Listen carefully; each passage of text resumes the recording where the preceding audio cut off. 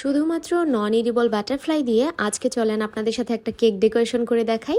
আসসালামু আলাইকুম এভরিওয়ান, কেমন আছেন সবাই? আশা করছি সবাই অনেক বেশি ভালো আছেন।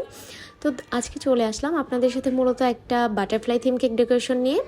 অনেকেই বাটারফ্লাই থিম কেক বলতে হয়তো বা শুধুমাত্র বোঝেন যে কেকগুলো কাট করে যে একদম বাটারফ্লাই শেপ হয় ওই রকমই হবে হয়তো বা, কিন্তু না, আসলে আপনারা চাইলে এরকম সহজভাবে একদম সুন্দর, মানে আপনাকে বানাতেও হবে না, এগুলো রেডিমেড কিন্তু কিনতে পাওয়া যায়। তো আপনারা চাইলে খুব সহজে এই ধরনের বাটারফ্লাই দিয়েও কিন্তু একটা বাটারফ্লাই থিম কেক মেক করতে পারেন।